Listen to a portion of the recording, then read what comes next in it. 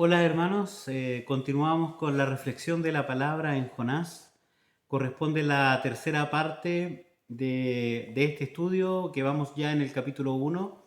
Y hoy corresponden los versículos del 13 al 17 que hemos titulado la respuesta de los marineros y la preservación de Dios. Y el texto de la palabra del Señor dice así, en la continuación, ¿cierto? Desde el versículo 13 dice: y aquellos hombres trabajaron para hacer volver la nave a tierra, mas no pudieron, porque el mar se iba embraveciendo más y más contra ellos. Entonces clamaron a Jehová y dijeron: te rogamos ahora, Jehová, que no perezcamos nosotros por la vida de este hombre, ni pongas sobre nosotros la sangre inocente, porque tú, Jehová, has hecho como has querido.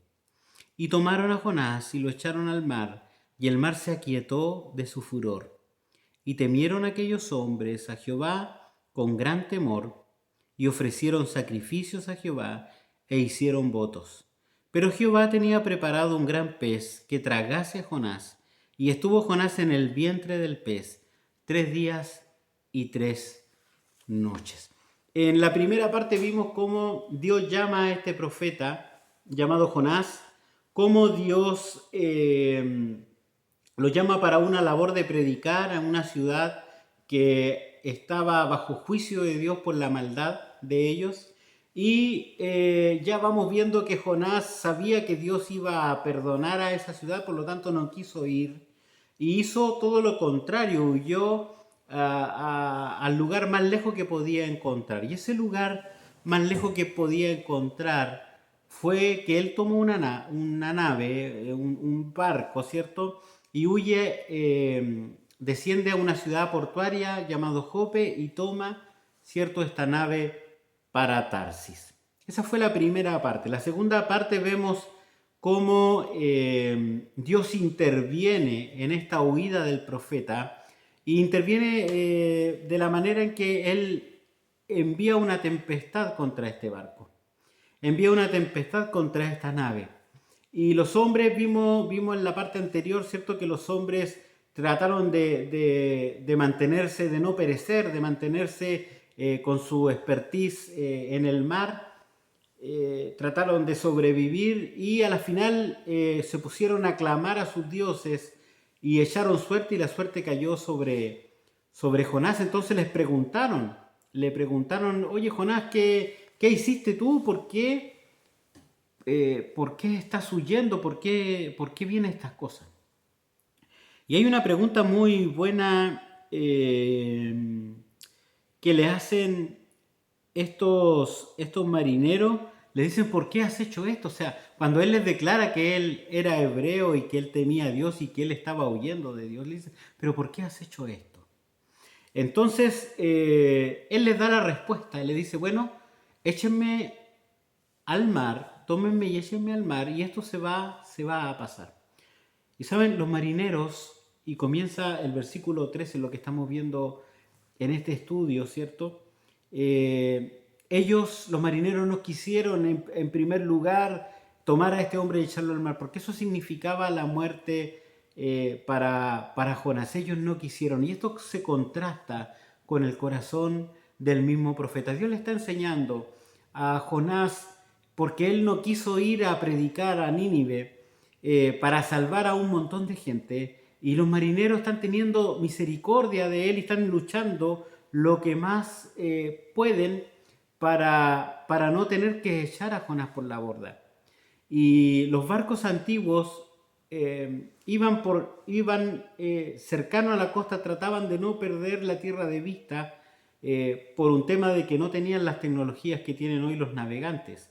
Por lo tanto, estaban quizás cerca de la costa, y ellos luchaban en último lugar llegar a tierra.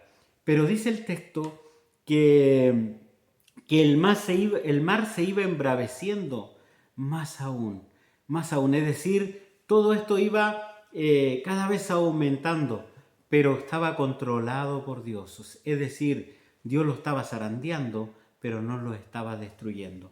¿Por qué? Porque la mano del Señor estaba sobre la vida de estos hombres, para enseñar, para corregir, para que el profeta se diera cuenta de que no podía huir de la presencia del Señor. Y estos hombres ya habían tenido la revelación de Dios y por lo tanto estaban allí en conflicto porque no querían morir y le dicen, Señor, no queremos morir por culpa de este Jonás. Versículo 14, no queremos morir por culpa de este hombre, pero tampoco queremos ser culpables de la sangre de este hombre. Es decir, al arrojarlo al mar, no queremos que tú nos consideres, Señor, como culpables. Miren, dos cosas. Ellos ya no oraron a sus dioses, ellos oraron a Jehová. Y le dijeron, Señor, nosotros no queremos morir por culpa de él, pero tampoco queremos ser culpables de su sangre, Señor, porque reconocemos tu soberanía. Reconocemos que desde el momento que Él se subió a nuestro barco, tu mano ha estado interviniendo allí. A través del temporal, a través de que tú nos has cuidado, a través de la suerte que cayó sobre Jonás, a través de haberte conocido como el Dios del cielo y de la tierra, y nosotros reconocemos que tú estás en control de todas las cosas. Eso le están diciendo los hombres. ¿Y saben lo que hicieron? Tomaron a Jonás, lo tomaron y lo echaron al mar. ¿Sabe? Cuando uno tiene una revelación de Dios, cuando Dios se muestra a uno, cuando Dios se muestra claramente a través de su palabra, a través de un mensaje, a través de un sermón, a través de la lectura de la Escritura, de que algún hermano nos predicó el Evangelio. El arrepentimiento significa un cambio de mente, significa dejar algunas cosas, pero significa ir a la acción. Y ellos fueron a la acción. Ellos dijeron, ¿cuál es la solución? La solución se la dio el mismo profeta. Tírenme al mar y esto se va a quietar. Y ellos tomaron y fueron a la acción. Y antes oraron al Señor. Y al tirar, ¿saben lo que sucede al tirar a Jonás al agua? La tormenta, dice el versículo 15, que el mar se aquietó de su furor inmediatamente. Y ellos entendieron, ellos comprendieron, ellos recibieron la respuesta, la confirmación, que era Jehová, el Dios del cielo y de la tierra, que estaba detrás de todo esto. Y temieron y sintieron en su corazón este miedo, este pavor, esta devoción por Jehová. Y dice, con gran temor, es decir, reconocieron que era un Dios tremendamente poderoso, no como sus dioses que tienen ojos y no ven, que tienen oído y no oyen, que tienen boca y no hablan. Pero este era un Dios distinto porque es el único Dios verdadero. ¿Y sabe lo que pasó? Ellos ofrecieron sacrificio a Jehová e hicieron votos. Ya había cambiado en su corazón, aquí había una conversión de personas. Bueno, Dios está obrando a través de la vida de Jonás. Si en un momento la desobediencia de un hombre había puesto en peligro una nave y los tripulantes de esa nave, ahora la salvación de Dios, aún en medio de la desobediencia del profeta, había traído salvación. Ellos se habían dado cuenta. De que Jehová era el único Dios. Hasta aquí Dios había intervenido para corregir al profeta, para que el profeta volviera a Dios, que no siguiera huyendo. Pero ahora vemos en el texto, en el versículo 17, que Dios actúa de manera protectora y de manera para preservar al profeta. Porque el profeta no habría sobrevivido en el mar solo, sino que Dios prepara, dice el texto, prepara un gran pez que tragase a Jonás. Esto es un milagro. No se menciona si fue una ballena, si fue un tiburón, si fue otro pez. No se menciona el nombre del pez ni el tipo de pez. Lo que se menciona es que Dios había designado a un pez. Dios había preparado un pez que tragase a Jonás y que lo preservase, lo mantuviese durante 3 días y durante 3 noches. Esa era la preservación de Dios para con el profeta. Dios estaba tratando con este profeta desobediente. El profeta quería huir, el profeta estaba huyendo, el profeta en medio de la huida se da cuenta que no puede huir de la presencia del Señor. Y Dios interviene para enseñar al profeta, para corregir al profeta, para redirigir al profeta nuevamente a que esté en la voluntad del Señor. Y ocupa a este pez, a este milagro, un gran pez. Aquí hay juicio y hay misericordia. Esto es un tipo del Mesías. Obviamente, nuestro Señor Jesucristo lo cita esto en Mateo capítulo 12, verso 38. Cita esta situación. Dice, entonces respondieron algunos de los escribas y de los fariseos diciendo, Maestro, deseamos ver de ti señal. Los escribas preguntándole a nuestro Señor Jesucristo que querían una señal de él. Y respondió y dijo, la generación mala y adúltera demanda señal, pero señal no le será dada sino la señal del profeta Jonás. Porque como estuvo Jonás en el vientre del gran pez 3 días y 3 noches, así estará el Hijo del Hombre en el corazón de la tierra 3 días y 3 noches. Los hombres de Nínive se levantarán en el juicio con esta generación y la condenarán, porque ellos se arrepintieron a la predicación de Jonás, y he aquí más que Jonás en este lugar. ¿Saben?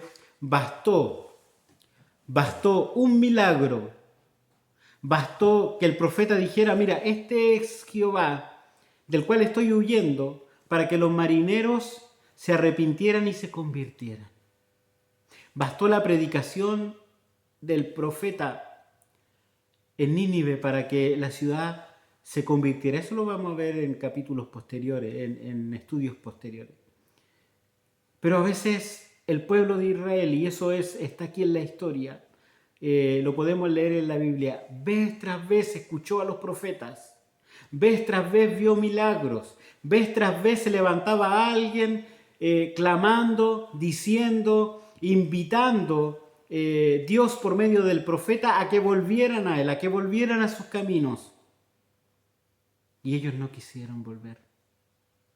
Ellos despreciaron al Señor, ellos despreciaron a Dios, ellos cambiaron a Dios por otras cosas. Y sabe, hay un peligro también nuestro, que vez tras vez estamos expuestos a la palabra del Señor, pero no le damos la importancia que la palabra debe tener en nuestras vidas. Y esta es la señal.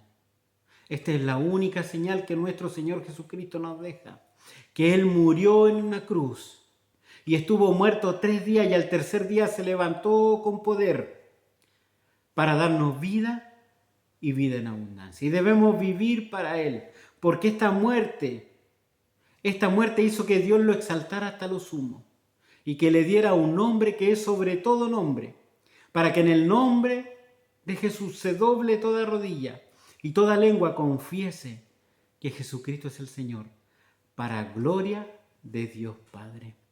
Para gloria de Dios Padre. Dios hace un milagro acá.